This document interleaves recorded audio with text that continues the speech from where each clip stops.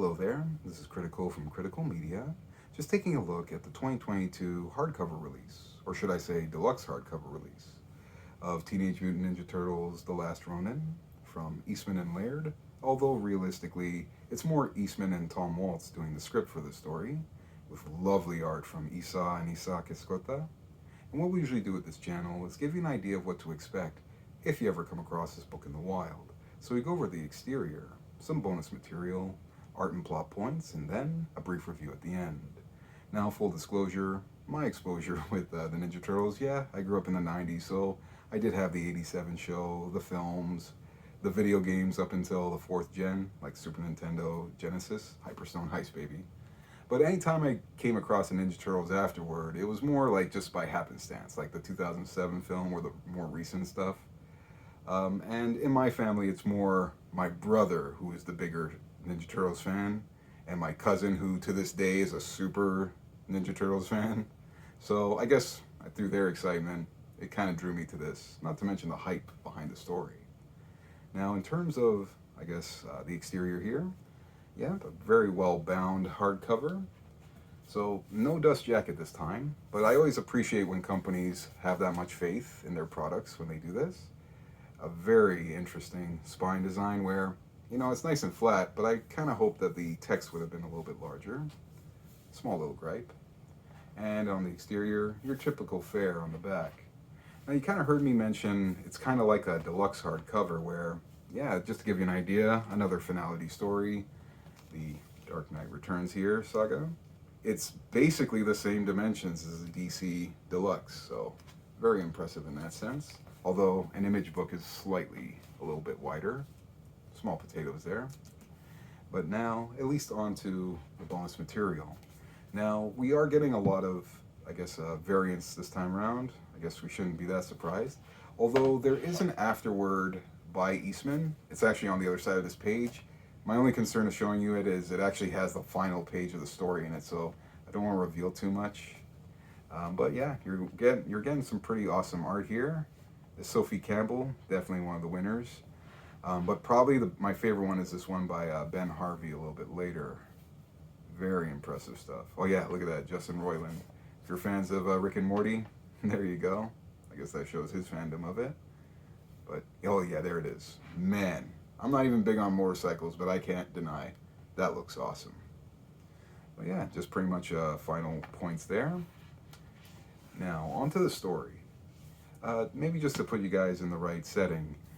What this book is seeming to go for, obviously it's set in a kind of a dystopian future, and it's kind of has that feel of like a Ridley Scott or a John Carpenter, because you can definitely tell the story's going for a Blade Runner or an Escape from New York kind of setting. I mean, hell, there's an image here that basically nails it. Yeah, there we go. You literally see the city. It looks exactly like from Escape from New York. And then, yeah, as you'll get an idea of like the kind of technology we're dealing with, yeah, we got flying cars and all that, a la Blade Runner almost.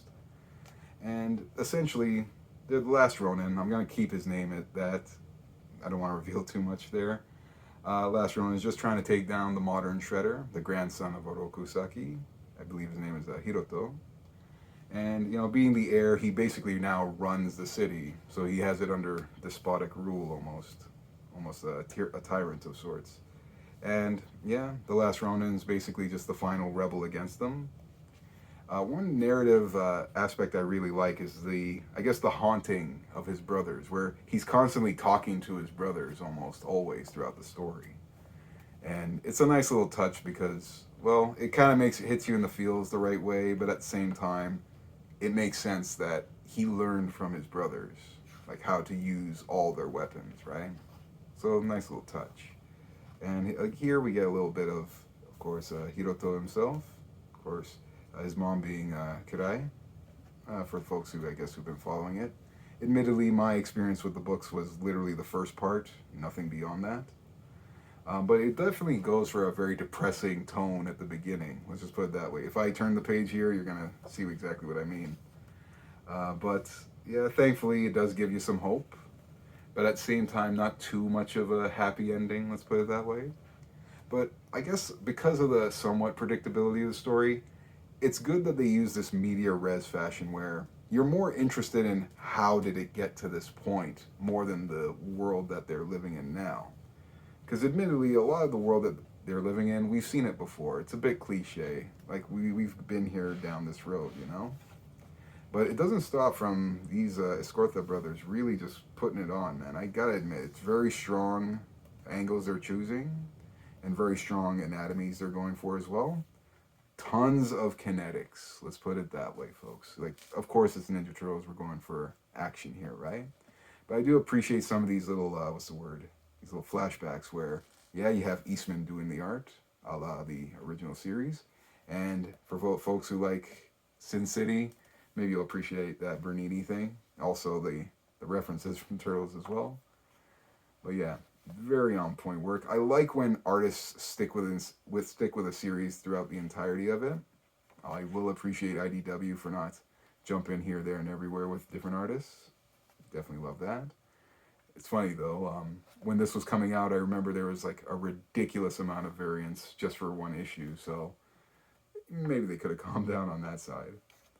But yeah, you keep finding like a lot of parallels with a lot of these other finality stories. You know, like the Dark Knight Returns out there, Spider-Man Reign, Silver Surfer Requiem, and even down to the point of, this reminds me exactly like the Bat Tank from Dark Knight Returns. Come on, man. It's so painfully obvious what it's going for.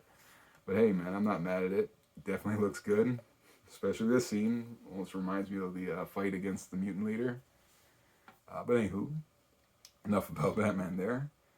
All around, I will say this. It keeps you engaged. For a story that is predictable by the end, I can't deny, like, I was looking forward to each issue.